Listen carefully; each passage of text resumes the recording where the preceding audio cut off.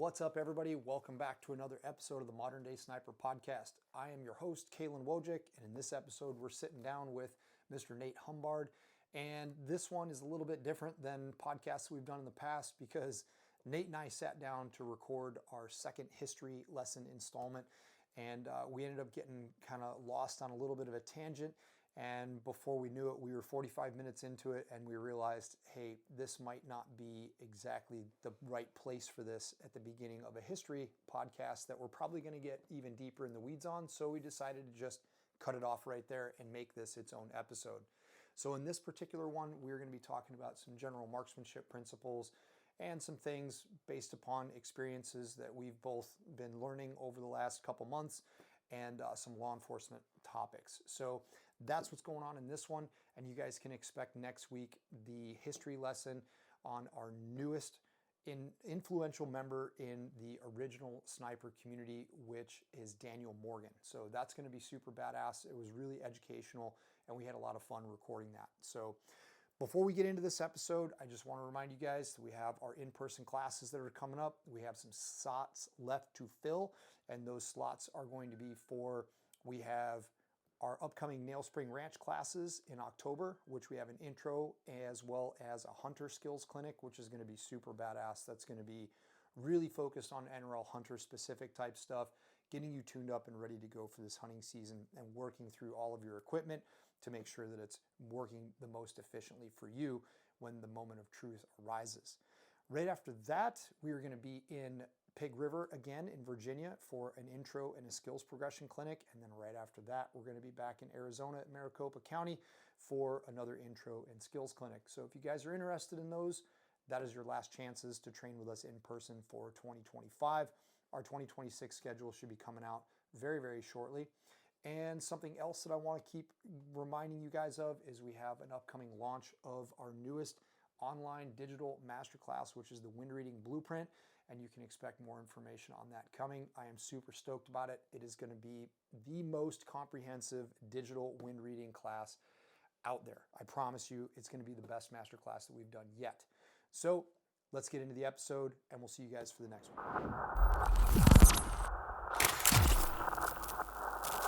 Man, so a lot of people responded to the history episodes, and they were just like, this is fucking badass.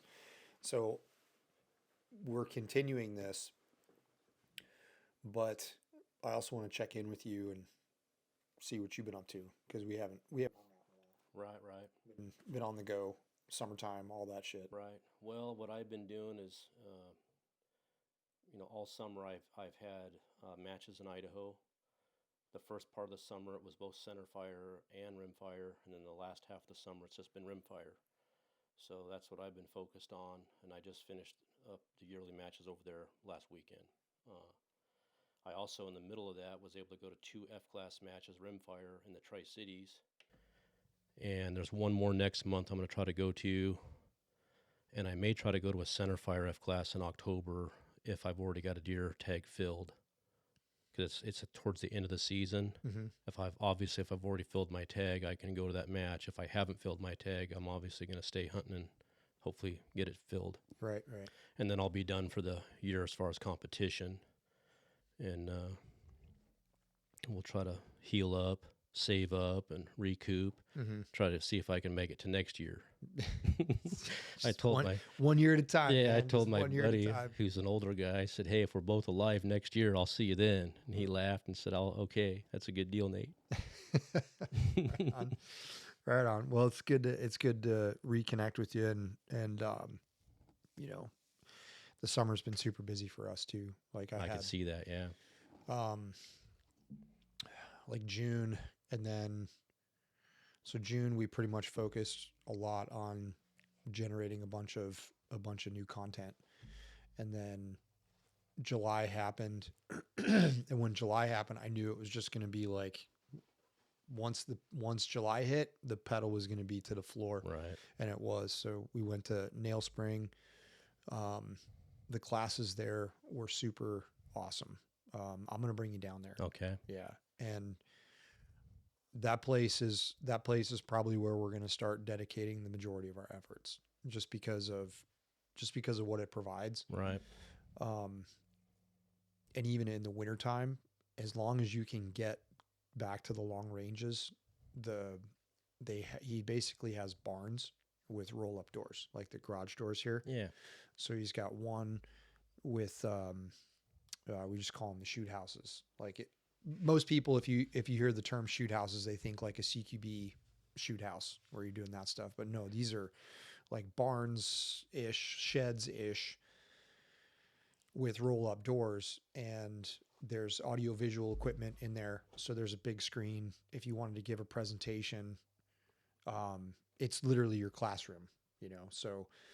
And you could probably film others if you wanted to show them themselves. Oh, yeah, we did that. Okay. Yeah, we sure did. So you have the ability to put the trigger cam on the big screen, and it's like right behind you, so students can see everything. So it helps you to teach as well. Oh, absolutely. Yeah. Now it was hotter than shit. The first, our intro class, the first 4 days, it was like 102, wow, 103. And you're like, did you have anybody cave in on you? No, everybody stuck it out. Okay. Luke was in that class. Yeah, I seen that. Yeah. So, he's young and strong though. I didn't think he'd cave in. Well, it turns out he's got mono. Oh, really? So when he showed up, little sidebar, when he showed up, he was, super pumped, and we were getting ready to go, and he was like all about, he wanted to go through the class as a student. And I just gave him the option. I was like, dude, you can do whatever you want. You're at the ranch. You're on summer break. If you want to go shoot gray diggers all day long with your 22, I don't care. Go have fun. And he's like, no, I want to go through the class. Yeah, cool. I was like, badass. Let's do it.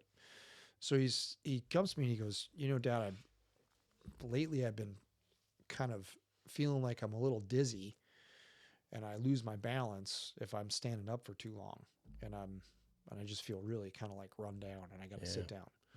And I was like, yeah, that's an alarming thing to hear from a 14-year-old boy that's like, super active. I was just like, man, that's not right. And I said, so give me some more. He went to Boston in June on a trip to go do a tour to see all of the, the national history. Yeah. Some of the stuff we're going to talk about. Yeah. Yeah. Yeah. So, and he's super pumped into history. Like we are. We always talk about, we watch history shows and stuff. So, he goes, I think I got COVID when I was on the way back from Boston. And I was like, well, yeah, okay. I had COVID. When I got COVID last February, I haven't had my ass kicked like that since the first time I got COVID in like September of 19. I'm fairly certain that I got the first dose of whatever the fuck came ashore, because man, it hammered me. And so I'm like, yeah, he probably, like, I didn't get my sense of smell back when I got COVID, like end of February. Wow. I didn't get my sense of smell back until like June timeframe. It was just like, I just smelled burnt rubber all the time. And I assume that you were forced to take the vax beforehand, right, for your job and stuff? No, I didn't take the vax. Oh, you didn't? Oh, okay. So no, so you guys got the COVID on your own. Yeah.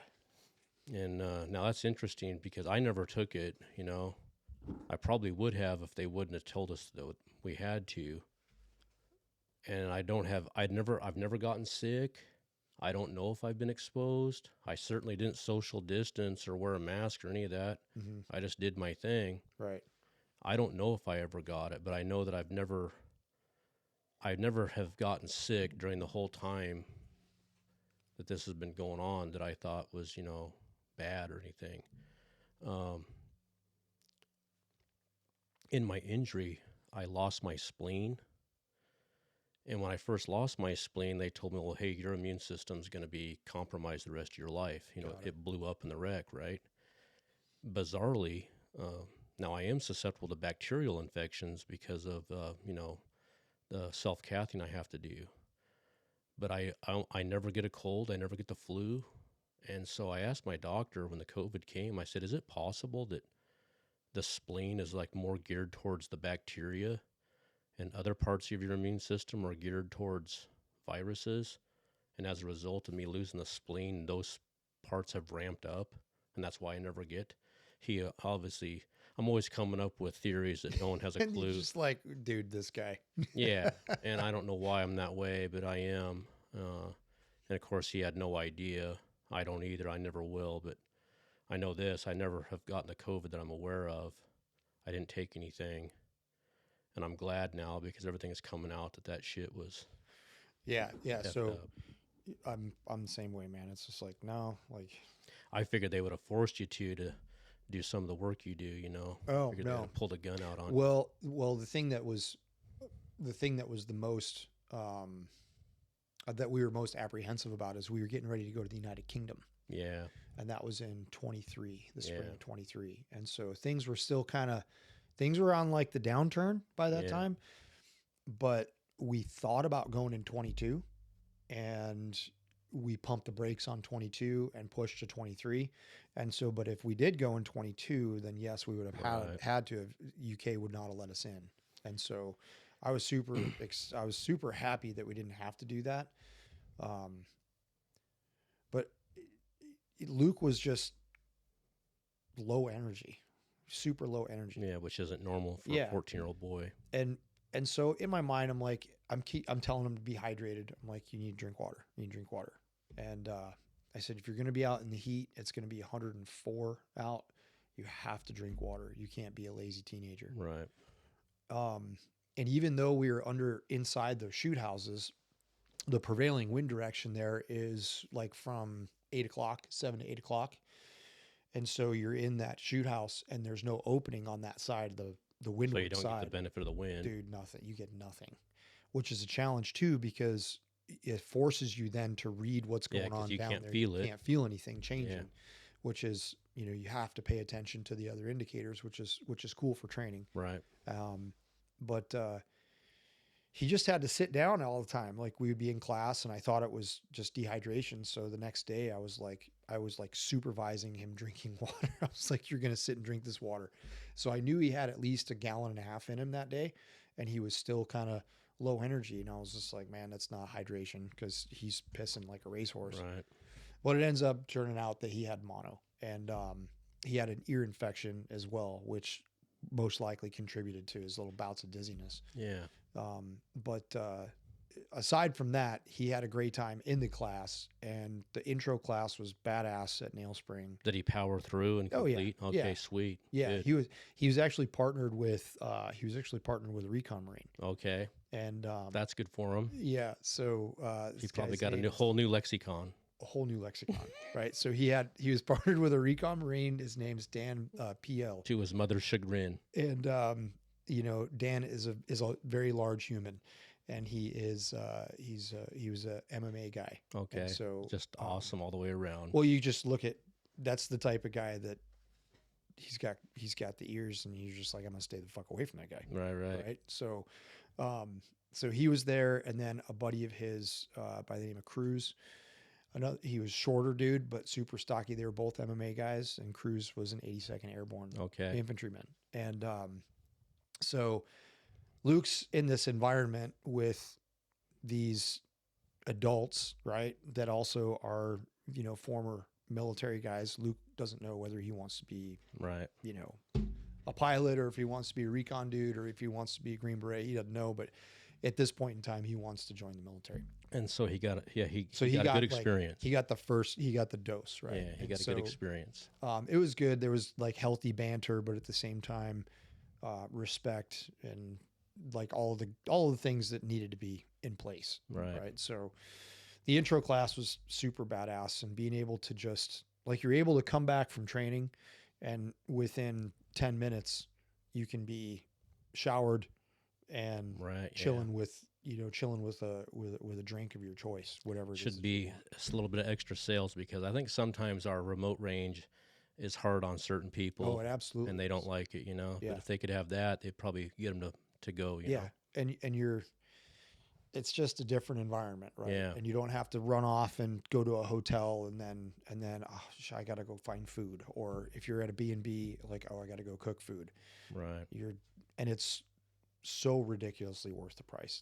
It's Right. stupid. You'd be stupid not to do it Right. at this point. So the intro class was great. The weather backed off a little bit for the skills progression class. The skills progression class was a ton of fun because the range is pretty diverse. There's some cool wind patterns there that we were able to identify and learn, which was cool because from the shoot houses, you're shooting in a direction towards this giant butte, and it's about 600 feet of vertical climb. I've climbed it from the bottom to the top because you can shoot from the top down.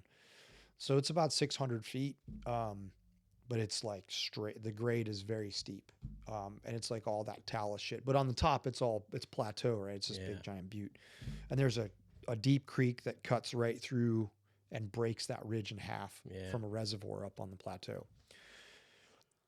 So the prevailing wind direction, the bottom half of the range, like the first 800-900 yards, you read the wind that's on the ground, right? Because that's where the bullet's at. Right. But as you go up and you start shooting up the hill and you start getting some max ord and altitude, the wind's coming from behind you, so it's hitting that face and giving you this, and it's also turning it from like a 70 to an 87% wind to a 100% wind because it follows the face so of the that value nose. increases, so And it's like a cone, right? It's just like a giant cone of air, right? And so everybody was going left and up if they didn't. it was from left to right. Yeah. So Okay, the so shooter's right and up. perspective. Okay, yeah. So it was good to be able to explain that phenomena and then show it in real time. Like shoot a target at 800 yards and hold for what you see, which was like a 12-mile-an-hour wind. But then if I hold for a 12-mile-an-hour wind at a 980-yard target, I need an 18-mile-an-hour. Right, and your dope was probably tall too. Just a skosh, yeah. You had a little bit of lift on that just base. a little bit. Yeah. Yep. So it was a cool way because the skills progression students were able to like grasp the concept and learn it, which was it was fun because we did a lot of positional work. We did a lot of because he's got a single story shoot house that goes out to about 980. And then you could start shooting to the left and get into the steel for the range that's to the left of that shoot house. Right. But that one, he has berms I asked him, I said, hey, I need you to put berms in every 100 yards, especially with the benefit that we got from these berms here. It was like, we got to do that. Yeah. That way you can teach them to see their impact, make a correction. Yeah. Then we take them over to the field range where it's just IPSC steel in the grass and in the rocks and up in the trees. More challenging. Yeah. The unknown distance range. Right. And that goes out to beyond a mile. So diversity there. So did you normally in class, most of your targets are inside 1200. Did you extend that any? Yeah, I let them have the experience of doing a course of fire from like 11 to 14. Okay. And just was everybody's equipment able to dial in that far? Yeah, okay, everybody's was. In the skill progression clinic, everybody's stuff was dialed. That's one thing that I've seen several guys show up and their equipment's not able to go to the full 1200. Mm-hmm. And then they start doing Texas and windage and stuff. And it's just, if you're a person who is thinking about getting into a class, make sure that your rail and scope and everything will allow you to dial to 1200 yards. If you're going to go to Caylen's class, you'll get a lot more benefit out of it. Yeah. And it's like, you get to see hey, what is this? What is it like to shoot from 1200 to 1500? Yeah. Right? And now we start to see things that really do matter, that don't really matter inside that other range where we can. You get to see how futile it would be to think you could make a first round impact out there on a regular basis, because a lot of things happen. Yeah, unless you have the cartridge, right? Yeah, if you have the cartridge to do it. So we start looking at those parameters, and you say, all right, man, like what's my win budget? That's the thing that we got to start looking at for those longer shots. You could bring out like a 338 Lapua and show them the difference. Yeah, you could bring a 338 with like a 300 plus grain bullet and really see. But again, you got to be shooting a heavier bullet because if you're shooting a 338 with a lighter bullet, like a 250 grain bullet, they're not very aerodynamic. They're really kind of short and fat. It's very reminiscent of looking at the shape form of a 175 Match King. Right. So if you can get a Match King going quick, it's going to be effective, right? Right. But nobody shoots a 175 Match King at 3,000 plus feet a second. No. you're going to go into a heavier bullet in the 30 cal to shoot from a Magnum. Right. So I've got a couple of barrels coming. I got a 230 cal barrels coming. I'm going to do a 300 Norma, and I'm going to do a 300 PRC, and I want to shoot heavy bullets out of them and start getting it. I shot 300 Win Mag a lot for a while. Your guys' normal load was 220 grainer, wasn't it? They had two. There was a Mark 248 Mod 0, which was a 190 grain bullet, Okay. and then the Mark 248 Mod 1. I shouldn't say used to. It still exists. It's a 220 grain bullet. That kid that showed up a couple years ago, he had the 220s. I remember that. Mm-hmm. That cartridge is. It's a specific chamber. It's a specific free bore dimension to get the maximum velocity out of that. Because if you try to shoot it in a standard SAMI chamber, you can pressure out real fast, and you can start, getting heavy bolt lifts and stuff. It's designed on the same concept as the Weatherby, where you can really put a bunch of powder in there and get a little bit more free bore. Yeah, get the bullet moving and manipulate those variables to get it what you want. In the FTR F-class category, that's what we've done to our 308s. We've lengthened the free bore way out to where we could seat a 200 grain bullet in the right place, and that way we get a lot more powder capacity. And I would say most loads are between 2650 and 2670 with that 220X Burger, and that's a wicked 308 load. Yeah. Now they're shooting single shot rifles, but I built a long action repeater just so I could run those F-class loads in a repeater. Okay. And it was super badass, but it's a 200 grain bullet, so you've really got to apply the fundamentals. Yeah. And your rifle handling is critical with any 308 really, but specifically with a 200 grain 308 because you got a lot more recoil now. And as you teach and know, recoil will exploit any error that you put into the handling. So it really teaches you to apply the fundamentals, check your natural point of aim, get some good rear pressure on that gun, because when that 200 grain goes off, if you're just slightly out of position, the rifle will exploit that and pitch that shot. It's been fun because now that I can shoot 100 yards out here now. Since that property got purchased, the new landowners are like, I don't care what you do. Right, sweet. Just don't burn it down. Right. Roger that. Don't hurt nobody. Don't burn it down. I can do that. So having the ability there, and then there's a little ridge that goes up with rocks, and you just put a 1 MOA target down there on paper, and you go to all those different rock positions and take one shot from him. Right. One shot, move. One shot, move. Okay, now we're going to do it with bipods. We'll do it with bipods, one shot, move, one shot, move, and then we'll do it with bipods and tripod rear. And you can really start to see how your adaptability and how consistent you really are. And you can do it. And it's like I was saying with Cass, if you miss under those parameters, that you fucked up somewhere. Yeah, you'll just feel a difference in the way you catch the rifle's recoil, and you'll be like, fuck. Yep. And that's what happens. Right. And so like you'll realize, hey, it wasn't the gun. Yeah. It wasn't anything other than I made a mistake. Yep. And so how can I address that so I don't make that mistake in the future? Yeah. It's good training. It's very I've noticed that I'm far more focused on the sensory aspect of like how it feels. Yeah. Because now I can detect it immediately, the little shot of adrenaline when you feel like you're about to anticipate what's happening. Yeah. Maybe you get a little ahead of yourself and you get out of your process, as soon as you recognize that you're out of the process, the microprocessor kicks off at light speed and you get a little dump of anxiety. Yeah. Yeah. And if you continue to push through the anxiety, and you're going to break a dirty shot. Right. That's an uncontrolled shot. That's a shot from the subconscious. Whereas if you can catch yourself and bring yourself back. I seen it happen to a guy in life.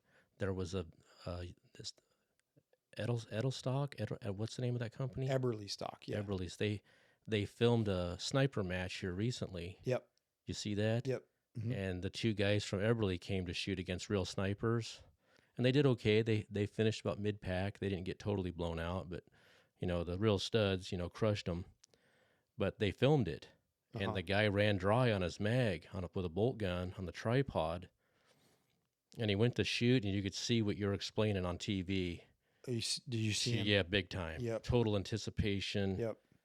And no wonder you're not hitting targets, bud. We had a great conversation about that in the Q&A session for Modern Day Rifleman Network. Yeah. And that is that's a prime example of your subconscious driving the bus. Right. And you can't have that. A lot of people are like, they think that you're like, well, we should be training the subconscious, right? We should be training the subconscious. Like, yeah, but we have to understand that the subconscious can become our enemy in that instance. And that instance is aiming and trigger control. Yeah, I would say when you pull the trigger, the subconscious isn't the way to go.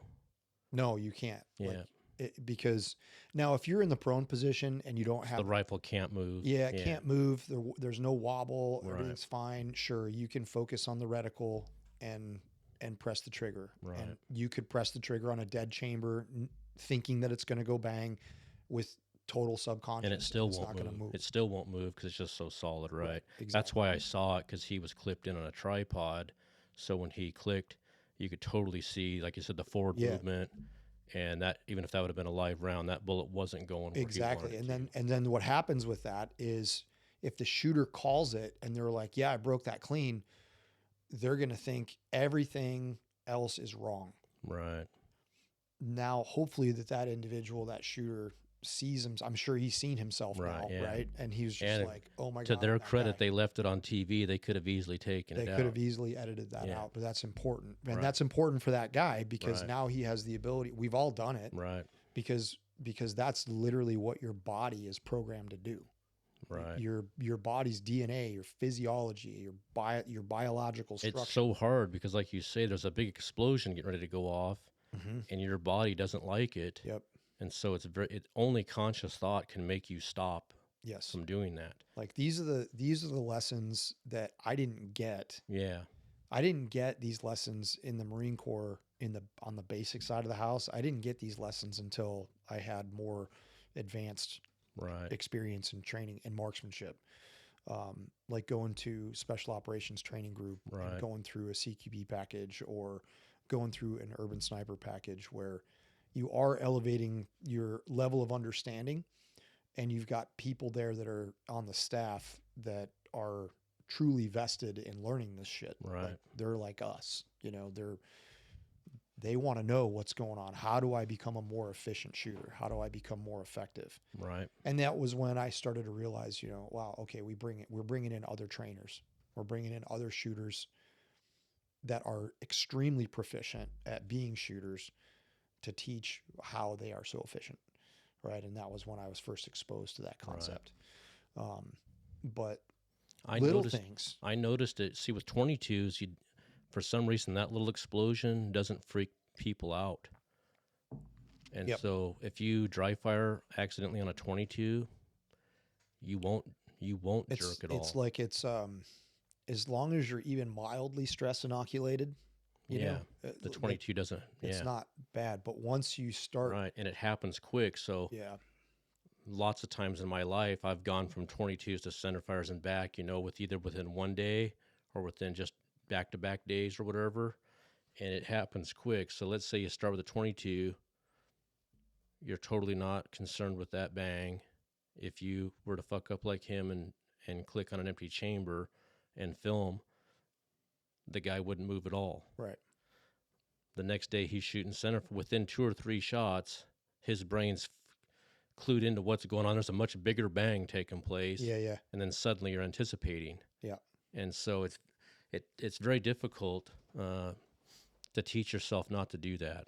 Yeah, and the only way that you can learn not to do that is by having someone bring it into your awareness that this is what's going on. Right. So we went into a big thing about the ball and dummy drill. Right.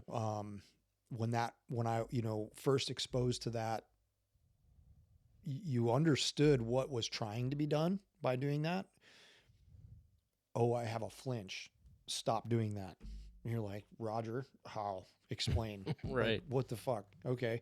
We didn't have the vocabulary or the vernacular to be able Right. to pull apart what was actually going on under the hood until you got to another level where you'd been exposed to somebody who's already a professional shooter. And I don't know, it's really similar. It's like, I look at it like the military's skydiving programs. And the reason I say that is because, the way that those schools are structured is that they bring in outside civilian contractors that are really proficient skydivers. They love it, they live it, they eat it, they sleep it, right? They're like ski bums that live at drop zones, which is badass, right? If that's the way that you're living your life and you're Right. cool with that, and you're a consummate professional at what you do, and you're chasing excellence in that, then rock on, dude. Like, it's awesome to see those guys because they're so proficient. But they jump every day, right? That's what they live to do. You can't do that in the military. So even if you have a military instructor, let's just say he's been jumping for a while and he's got 300 skydives. In the military, that's a lot of jumps, right? But in the civilian world, Yeah. that's like you're dangerous, right? So, You've learned just enough to be dangerous. yeah, you've learned just enough to be dangerous. But now in the military, when you guys jump, you have a ruck on. And a Well, lot those more guys, stuff. those guys do. So, Okay. but what they do is they say, okay, we have staff that are military free fall guys that are like the team leads, because they're also civilian skydivers on their off time, and they love Okay. jumping, right? They just love jump. That's what they do Yeah. for a hobby now. And so they're building up their time and experience in both the military tactical application of doing that job, and then also on the civilian side, they're learning how to fly their bodies with super precise Yeah. positioning. They're camera guys on Now, tandem please jumps. tell me you're not going to put them on those effing wingsuits No, and jump off a cliff. No. Okay, thank God. The point of this, though, is to say that the way that school is structured is they bring those experts in and they say, okay, you're going to teach these guys how to skydive. Then we have military subject matter experts that are also on staff, prior military experts. They're not active, they're prior, because they understand the tactical application, because we're teaching both at this Yeah. course, right? So, and it's really I saw it as a very effective way to administer training, because you get a really steep learning curve, because you have these dudes that eat it, sleep it, and breathe it, much like you'd see a competitive shooter like Corson, right? Yeah. Corson shot 30 something matches last year, Wow. right? So if you want to learn from someone on how to shoot a match really well and how to manage equipment in that manner, then yeah, you're going to go to that guy, because he Right. knows what he's doing, and he's going to be able to, provided that he's open enough to unlock all of his secrets for you. But if he's a teacher, that's what he's supposed to be doing. So it's a really effective way of doing it. And I think from a shooting perspective, that is also a very effective way Yeah. to train military and law enforcement professionals. Right. So,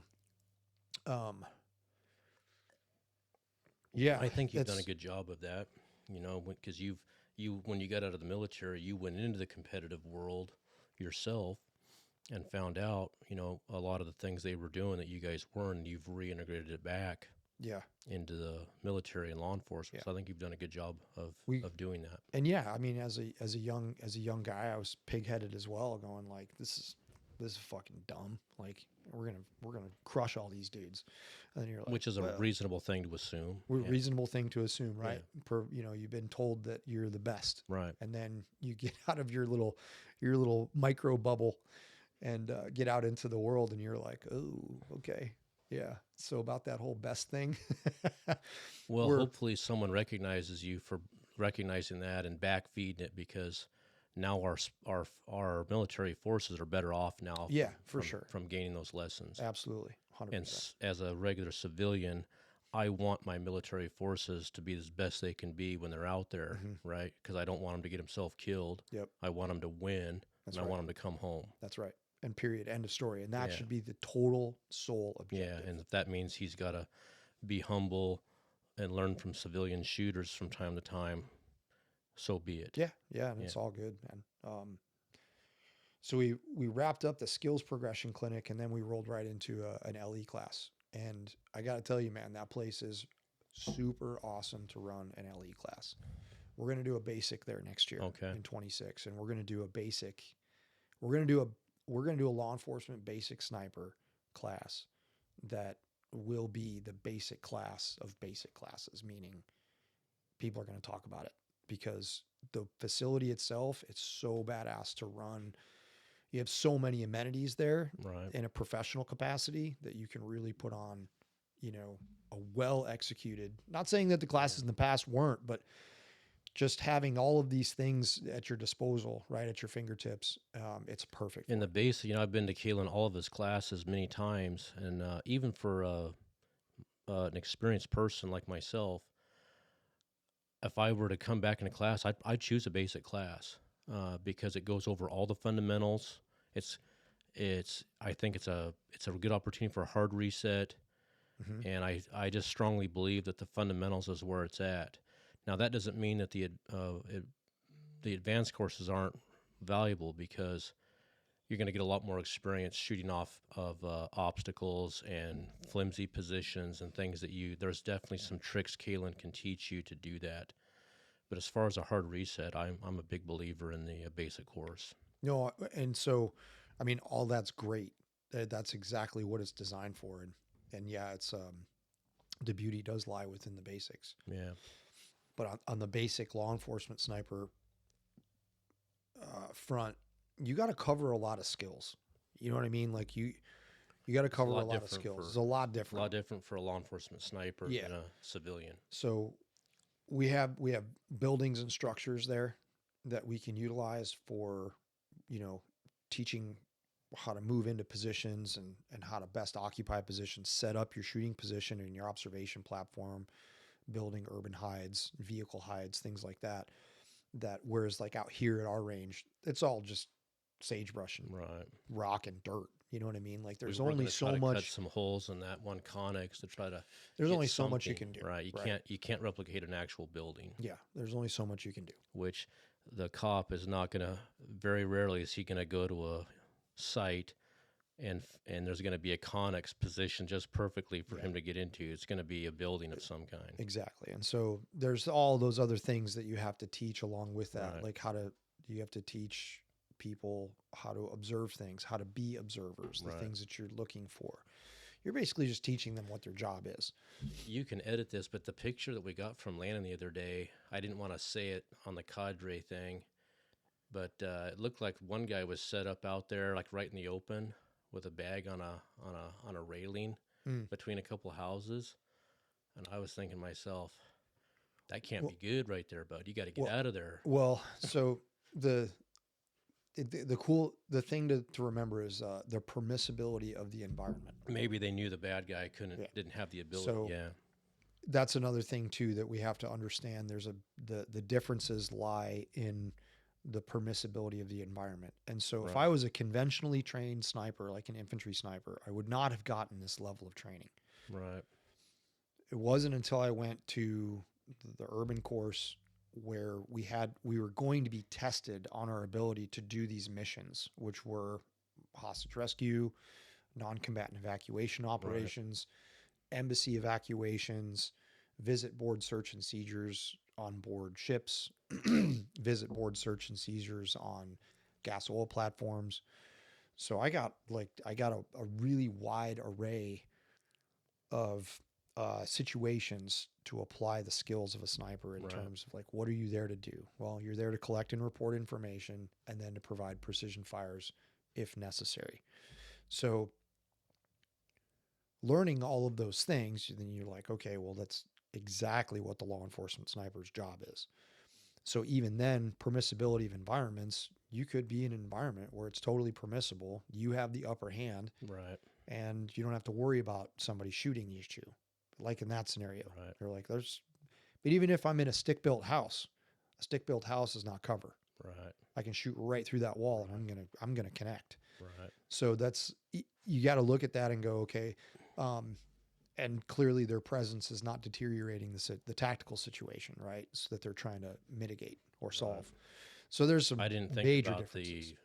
what the capability of the guy was. If the guy didn't Sure. have any capability, then it would be perfectly safe to set up where they were. Yep. In my mind, I was thinking if there's a son of a bitch in there with a scoped rifle, that's a bad place to be, right? Yeah, of course. And Yeah. then if they had that information, they would get out. they would dramatically limit their ability Right. to deploy snipers. So that's where the whole employment, mission planning, deconfliction. Yeah, I've read I'm reading too much history where they always have an enemy shooting at them, Right. and then in a civilian case, that guy has probably got nothing. He's just pissed off, and now doesn't want to open the door for the cops. Right. And now suddenly the SWAT team's there. Exactly. And he better open the door for the cops, or he's going to get blown away. Well, he's going to get gassed out, or he's yeah. going to get smoked out. Like, Right. they're going to go through their level of their escalation yeah. of force, right? So, it is a different mentality from that point of view. It absolutely is. I told you about the guy that had fetal alcohol syndrome. The kid that grew up with us, he had fetal alcohol syndrome, so he's basically handicapped. Oh yeah. And they let him have a job riding around with these rough people that listen to Rush Limbaugh every morning. I can already see where this is not going good, right? So he gets the wrong idea that he's got all these rights as an American. And his parents have let him live in a camper out in the back 5 acres. Well, eventually the county shows up and realizes that this living situation doesn't meet code. And so the little code enforcement gal shows up and knocks on the camper door, not realizing she's dealing with somebody whose capacity to communicate and understand is impaired. And so they get in this pissing match over whether or not he has got rights to live there. And he'd been listening to Rush Limbaugh, so he's yelling at her, well, we already know what she does. She goes and gets on her radio and says, hey, we got ourselves Yep, we have a problem. We got a guy out here doesn't want to comply. So here they come. And they surround the camper, and they, like I said, they say, hey, man, you're going to have to give it up. You're not going to win this. Now, any reasonable person who had all of his marbles would look out the window and say, oh, fuck, let me get my hands in the air and get out and surrender, because this isn't going to go anywhere but bad for me. But this guy doesn't have those capabilities. He's still sticking to his Rush Limbaugh, he's got rights program. So, of course, they shoot the canister into the window, but he's tough. I mean, a little camper filled with tear gas, he won't come out. He's in there tearing up, and they're talking. They're saying, "Hey, man, you're either going to come out, or it's going to get worse." Yep. They send Rin Tin Tin in the window. Now look at that. He's in this little closed space. Dude, that is the last thing that I would. Oh yeah, you're screwed. Yeah, that's the last thing, man. Like, no, dude, no. So now the no, dog is in there ripping him to shreds. The cops can't do anything about it because the door's locked. Right. So Rin Tin Tin's just, having lunch. He's in there screaming bloody murder. I can't even imagine, dude. Oh, my God. And now he's going to pick up extra charges because he's trying to defend himself from this vicious animal, and that's assault on an officer. And time they got the door open, this poor kid's calf was hanging by a tendon off his bone. I mean, he was effed up. Mm-hmm. He spent months in the hospital. And, of course, we all got this story, and we're like, Jesus H. Christ. Couldn't have an adult that showed up and said, listen, this kid doesn't even know what you're talking about. He has no idea. Right. He thinks these assholes have basically radicalized him with their stupid right-wing radio. And he doesn't know any better. I mean, everyone else listens to it and gets all pumped up, but we all know how it really is. Right. Yeah. When the SWAT team shows up, you're going to shut the F up, find out what they want to do, and do that. And you're going to do that. Because otherwise you're going to lose, right? We all know that. And this poor guy didn't understand, and he found out the hard way, right? Yeah. And I think when he finally, because in the systems, doesn't have any benefit for a guy like that, so they never tried to help him. He was in jail for months. Yeah. And when he came out, he decided he was a transgender. Oh, No boy. shit. Yeah, man. Then you got that. So anyway, that's a long segue, but Yeah, that's the kind of things our SWAT officers can run into. Yeah, out and there. it's super. It sucks for those guys because they didn't. An officer put it to me once in class that was striking, and I'm probably going to paraphrase this. He's basically like, "Hey, um, I didn't want to be here. Okay, I didn't want to be here. Right. I'm talking to you on your literal worst day, Right. but I do have to figure it out now that I'm here. Right? You're Right. basically forcing my hand in this. And the this guy scenario. did. He certainly did. Right? But And it's like, he didn't know any better. Yeah. yeah, it super sucks. He's Like lucky he survived. there was, yeah, like there was a law enforcement sniper shooting down in San Diego not too long Yeah. ago. It was a student had gone through one of our classes. I know the officer who pressed the trigger, and Was it the Dude, guy with the headphones. yeah, yeah. Yeah. Yeah. So you're just like, you're looking at this and you can see that this individual like is clearly, But he had a gun. he had a gun and he had the capacity to, Yeah, there's nothing you can do. There's Yeah. nothing you can Yeah. do. It's just like, damn it, you know? Yeah. And so that's the instance where it's like, that's where the job is. I don't even want to say it's different because I know I never had to deal with things like that, but I do Right. know people that have had to. And it super, super sucks. Right. Right.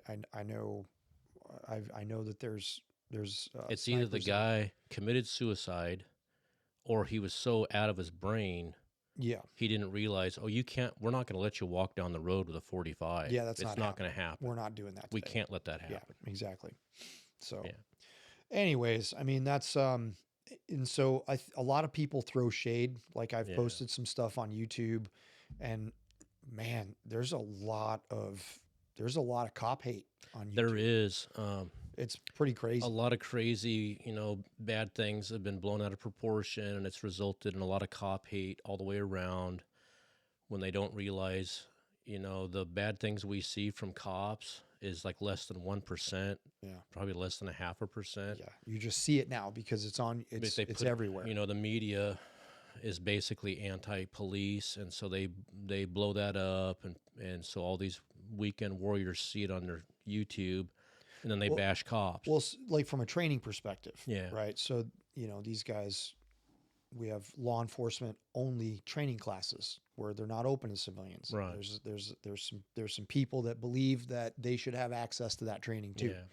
and it's No. just like, nah, man. Like, you want to go do that? That's cool. You have the ability, perhaps now at this point in time in your life, but there's a point in time where you no longer have that ability because you're too old, right? Right. Because you have to be willing to put your name on the dotted line in order for you to commit yourself to that process and go through that process and go through those rites of passage that are there for a reason. Right. Right. So, Well, the police need to be able to have their own trade craft that they only know about. The last thing they want to do, and it's going to happen someday. we talk about this all the time. Eventually I think I know where you're going with it. Yeah, they'll eventually run into an asshole who has our capabilities or better. Yep. And then That's an evolving threat. and that's not good. And Yep. so I don't blame the cops for wanting to keep certain things close to the vest, because the last thing you want is for a bad guy to know your tactics, know where you're going to be, know what you're going to do, because that's going to lead to your chances of surviving decreasing. Right. And we don't want, and it's like I say, you don't have to agree with the cops. I don't always agree with the cops, but here's what as far as just a standard operating procedure as a responsible citizen. If I encounter a police officer, I'm going to find out what he wants to do right now, and that's what we're fucking doing. That's right. If I don't like it, that's fine. I'm still going to do it, because he has to win right now for there to be civilization. If every time you don't agree with what a cop's doing, we wouldn't have civilization, right? It would just be total anarchy. Yeah. Chaos. And nobody wants that. So everybody out there, find out what the police officer wants you to do. Fucking do that. We're going to go ahead and do that. We're going to do that. Don't fuck with them. Later, you can take up your case in court. And if you do that, you'll find out you won't be shot, first of all. You won't be nightsticked.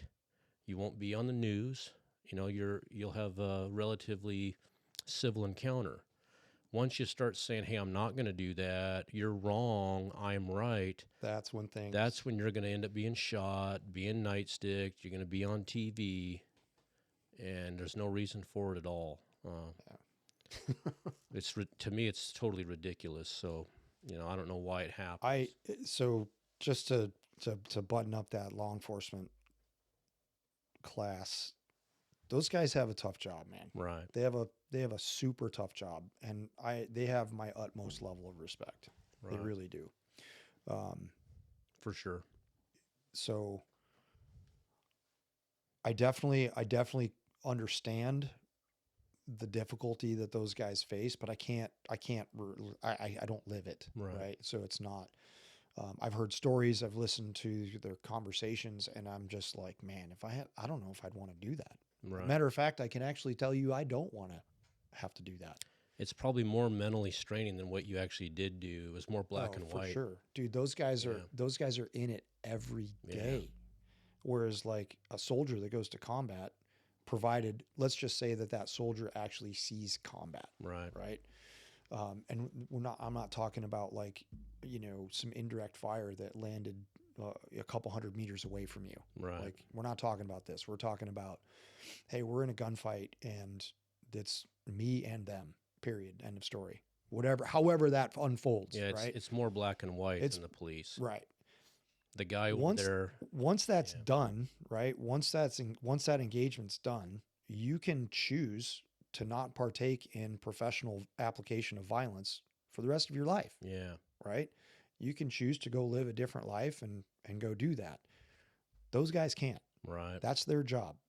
Same thing with paramedics, EMTs.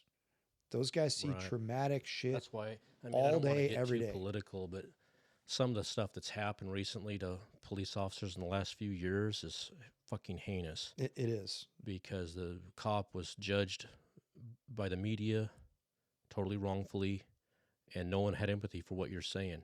Hey, this guy's been a cop for 17 years and has seen violence basically every week the whole time.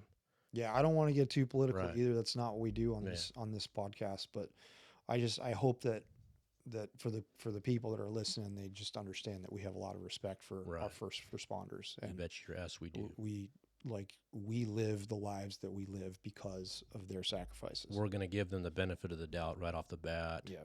Instead of the opposite. 100%. I think they've earned that. Yeah.